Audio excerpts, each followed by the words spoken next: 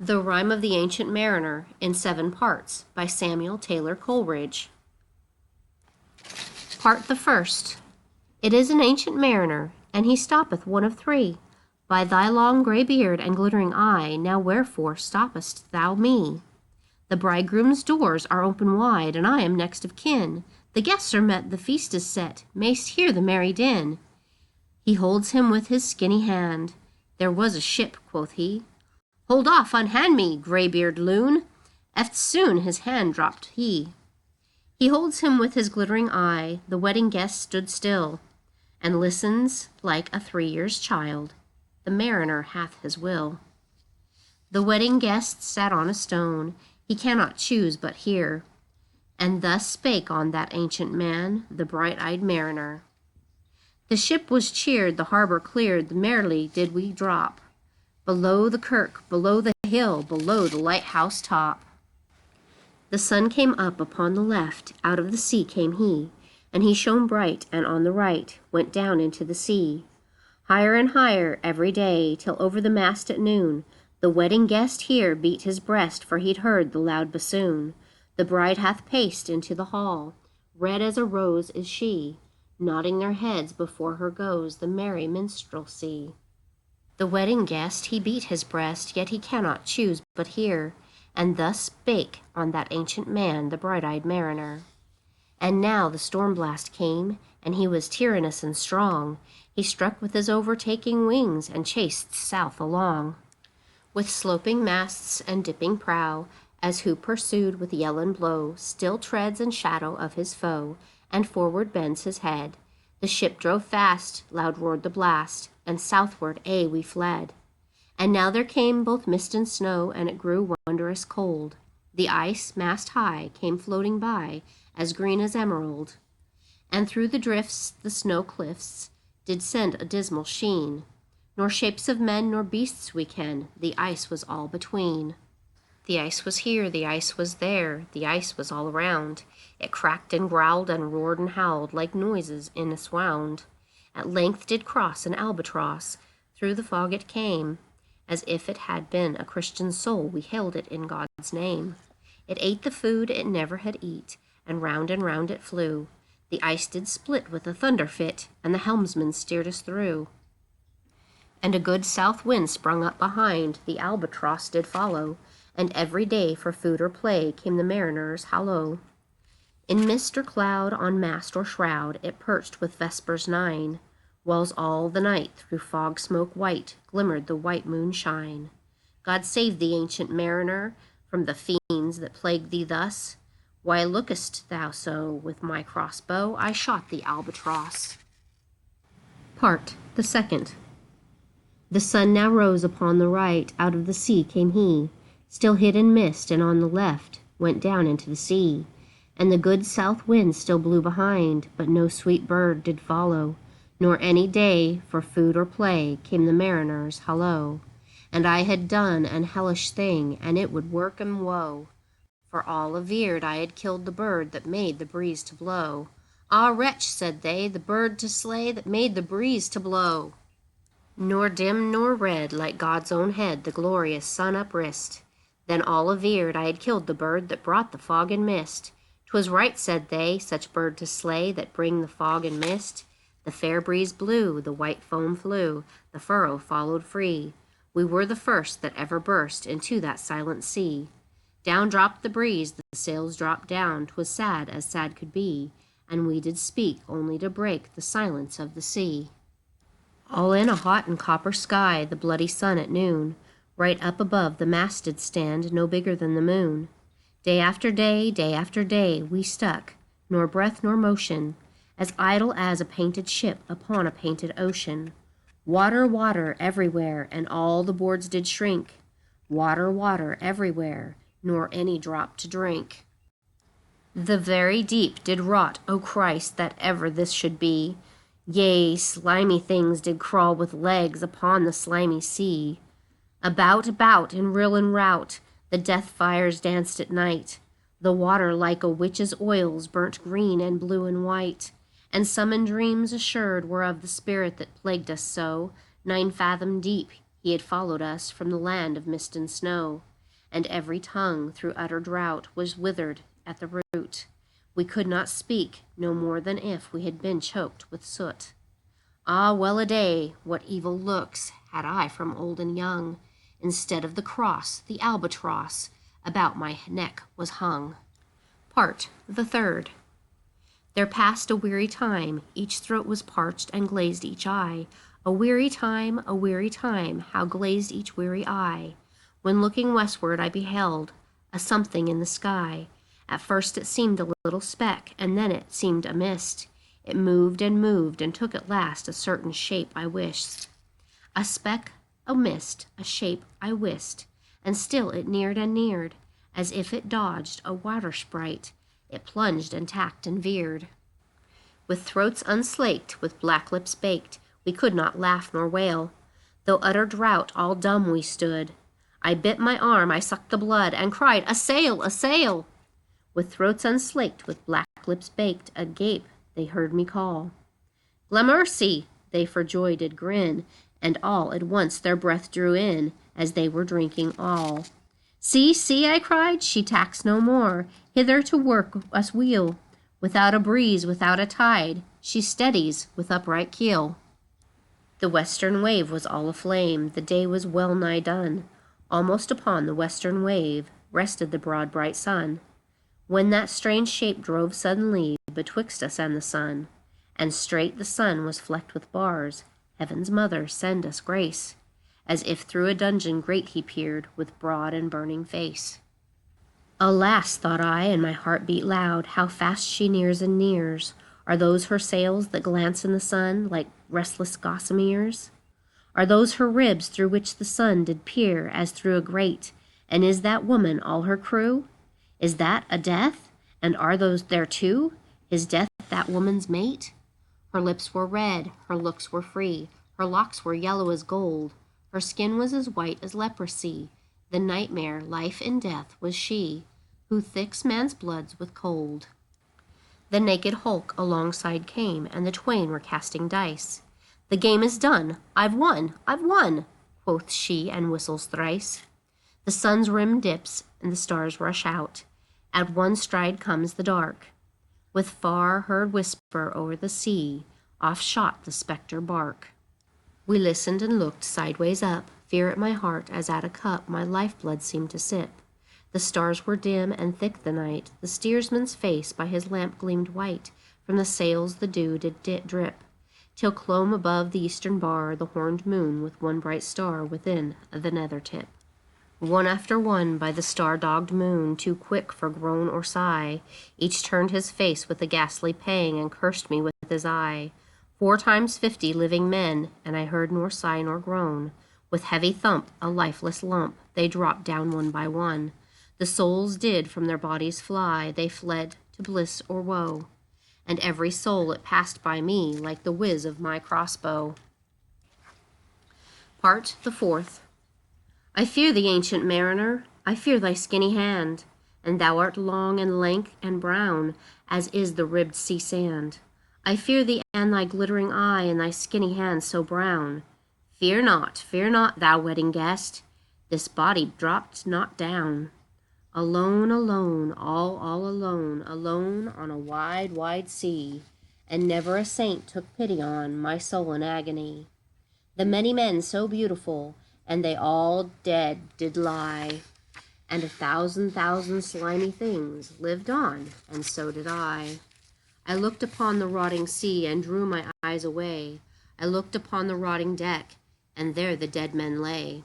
I looked to heaven and tried to pray, but or ever a prayer had gushed, a wicked whisper came and made my heart as dry as dust.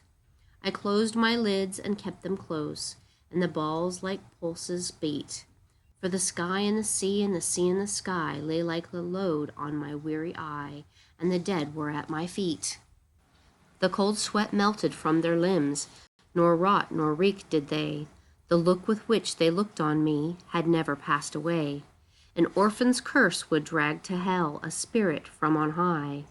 But oh, how horrible then that is a curse in a dead man's eye. 7 days, 7 nights I saw that curse, and yet I could not die. The moving moon went up the sky and nowhere did abide. Softly she was going up, and a star or two beside. Her beams bemocked the sultry main, like April hoar-frost spread. But there the ship's huge shadow lay, and charmed water burnt alay, a still and awful red. Beyond the shadow of the ship I watched the water snakes. They moved in tracks of shiny white, and then they reared, the elfish light fell off in hoary flakes. Within the shadow of the ship I watched their rich attire. Blue, glossy green, and velvet black, they coiled and swam, and every track was a flash of golden fire. O happy living things, no tongue their beauty might declare. A spring of love gushed from my heart, and I blessed them unaware. Sure my kind saint took pity on me, and I blessed them unaware. The self-same moment I could pray, and from my neck so free, the albatross fell off and sank like lead into the sea. Part the fifth. O sleep, it is a gentle thing, beloved from pole to pole. To Queen Mary the praise be given. She sent the gentle sleep from heaven that slid into my soul. The silly buckets on the deck that had so long remained, I dreamt that they were filled with dew, and when I woke it rained. My lips were wet, my throat was cold, my garments all were dank. Sure I had dranken in my dreams, and still my body drank. I moved and could not feel my limbs, I was so light almost. I thought that I had died in sleep, and was a blessed ghost. And soon I heard a roaring wind, it did not come near, but with its sound it took the sails that were so thin and sere. The upper air burst into life, and 100 fire flags sheen. To and fro they were hurried about, and to and fro and in and out the wan stars danced between. And the coming wind did roar more loud, and the sails did sigh like sedge. And the rain poured down from one black cloud, and the moon was at its edge. The thick black cloud was cleft, and still the moon was at its side. Like water shot from some high crag, the lightning fell with never a jag, a river steep and wide. The loud wind never reached the ship, yet now the ship moved on. Beneath the lightning and the moon, the dead men gave a groan. They groaned, they stirred, they all uprose, nor spake nor moved their eyes. It had been strange, even in a dream, to have seen those dead men rise. The helmsman steered, the ship moved on, yet never a breeze up blew. The mariners all gang worked the ropes, where they were wont to do. They raised their limbs like lifeless tools, we were a ghastly crew. The body of my brother's son stood by me knee to knee. The body and I pulled at one rope, but he said naught to me. I fear the ancient mariner, be calm, thou wedding guest. 'Twas not these souls that fled in pain, which to their course came again, but a troop of spirits blessed. For when it dawned, they dropped their arms and clustered round the mast. Sweet sounds rose slowly through their mouths, and from their bodies passed. Round, round flew each sweet sound, then darted to the sun. Slowly the sounds came back again, now mixed, now one by one. Sometimes a dropping from the sky I heard the skylark sing. Sometimes all little birds that are, how they seemed to fill the sea and air with their sweet jargoning. And now 'twas like all instruments, now like a lonely flute, and now it is an angel's song that makes the heavens be mute. It ceased, yet still the sails made on, a pleasant noise till noon, a noise like a hidden brook in the hefty month of June, that to the sleeping woods all night singeth a quiet tune. Till noon we quietly sailed on, yet never a breeze did breathe. Slowly and smoothly went the ship, moved onward from beneath.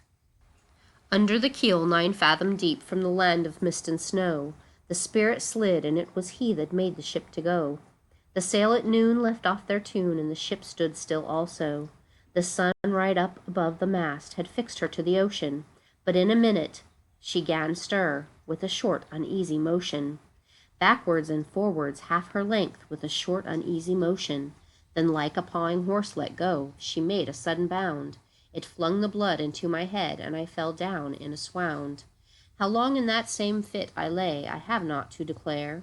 But ere my living life returned, I heard and in my soul discerned 2 voices in the air. Is it he, quoth one, is this the man, by him who died on cross? With this cruel bow he laid full low the harmless albatross. Spirit who biddeth by himself in the land of mist and snow, He loved the bird that loved the man who shot him with his bow. The other was a softer voice, as soft as honey dew. Quoth he, the man hath penance done, and penance more will do. Part the 6th. First voice. But tell me, speak again, thy soft response renewing. What makes that ship drive on so fast? What is the ocean doing? Second voice. Still on a slave before his lord, the ocean hath no blast. His great bright eye most silently up to the moon is cast, if he may know which way to go, for she guides him smooth or grim. See, brothers, see, how graciously she looketh down on him. First voice. But why drive on that ship so fast, without or wave or wind? Second voice. The air is cut away before, and closes from behind. Fly, brother, fly, more high, or we shall be belated. For slow and slow that ship will go, when the mariner's trance is abated. I woke, and we were sailing on, as in a gentle weather. 'Twas night, calm night, the moon was high, the dead men stood together. All stood together on the deck, for the charnel dungeon fitter, all fixed on me their stony eyes, that in the moon did glitter. The pang, the curse with which they died, had never passed away. It could not dry my eyes from theirs, nor turn them up to pray. And now the spell was snapped. Once more I viewed the ocean green, and looked far forth, yet little saw of what had else been seen. Like one that was a lonesome road, doth walk in fear and dread, and having once turned round walks on, and turned no more his head, because he knows a frightful fiend doth close behind him tread. But soon there breathed a wind on me, nor sound nor motion made. Its path was not upon the sea, in ripple or in shade. It raised my hair, it fanned my cheek like a meadow gale of spring. It mingled strangely with my fears, yet it felt like a welcoming. Swiftly, swiftly flew the ship, yet she sailed softly too. Sweetly, sweetly blew the breeze, on me alone it blew. O dream of joy, is this indeed the lighthouse top I see? Is this the hill? Is this the kirk? Is this mine own country? We drifted over the harbor bar, and I with sobs did pray, O let me be awake, my God, or let me sleep I'll lay. The harbor bay was clear as glass, so smoothly it was strown, and on the bay the moonlight lay, and the shadow of the moon. The rock shone bright, the kirk no less, that stands above the rock, the moonlight steeped in silentness, the steady weathercock. And the bay was white with silent light, till rising from the same, full many shapes that shadows were, in crimson colors came. A little distance from the prow, those crimson shadows were. I turned my eyes upon the deck. O Christ, what saw I there? Each corpse lay flat, lifeless and flat, and by the holy rood, a man all light, a seraph man, on every corse there stood. This seraph band each waved his hand, it was a heavenly sight. They stood as signals to the land, each one a lovely light. This seraph band each waved his hand, no voice did they impart. No voice, but oh, the silence sank like music in my heart. But soon I heard the dash of oars, I heard the pilot's cheer. My head was turned perforce away, and I saw a boat appear. The pilot and the pilot's boy, I heard them coming fast. Dear Lord in heaven, it was a joy the dead men could not blast. I saw a third, I heard his voice, it was the hermit good. He singeth loud his godly hymns that he makes in the wood. He'll shrieve my soul, he'll wash away the albatross's blood. Part the 7th. This hermit good lives in that wood which slopes down to the sea. How loudly his sweet voice he rears. He loves to talk with mariners that come from a far country. He kneels at morn and noon and eve. He hath a cushion plump. It is the moss that wholly hides the rotted old oak stump. The skiff boat neared. I heard them talk. Why, this is strange, I trow. Where are those lights, so many and fair, that signal made but now? Strange by my faith, the hermit said, and they answered not our cheer. The planks looked warped, and see those sails, how thin they are and sere. I never saw aught like to them, unless perchance it were brown skeletons of leaves that lag my forest brook along, When the ivy tod is heavy with snow, and the owlet whoops to the wolf below, that eats the she-wolf's young. Dear Lord, it hath a fiendish look, the pilot made reply. I am afeard. Push on, said the hermit cheerily. The boat came closer to the ship, but I nor spake nor stirred. The boat came close beneath the ship, and straight a sound was heard. Under the water it rumbled on, still louder and more dread. It reached the ship, it split the bay, the ship went down like lead. Stunned by that loud and dreadful sound, which sky and ocean smote, like one that hath been 7 days drowned, my body lay afloat. But swift as dreams myself I found within the pilot's boat.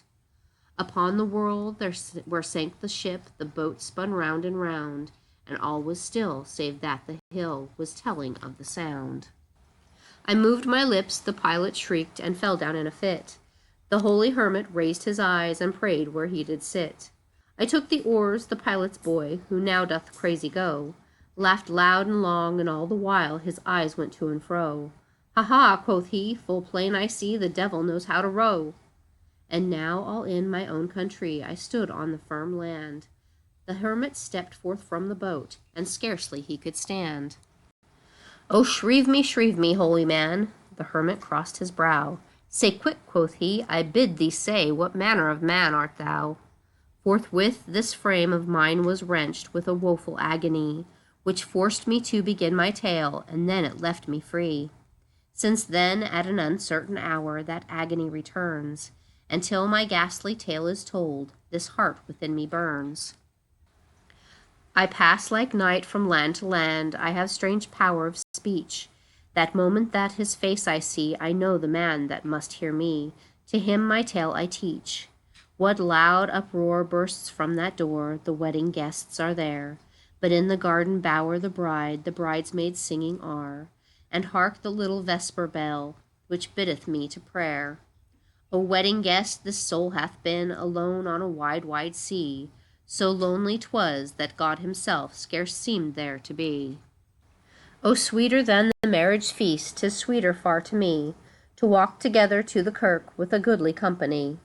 To walk together to the kirk, and all together pray, while each of his great Father bends, old men and babes and loving friends, and youth and maidens gay. Farewell, farewell, but this I tell to thee, thou wedding guest. He prayeth well who loveth well, both man and bird and beast. He prayeth best who loveth best, all things both great and small. For the dear God who loveth us, he made and loveth all.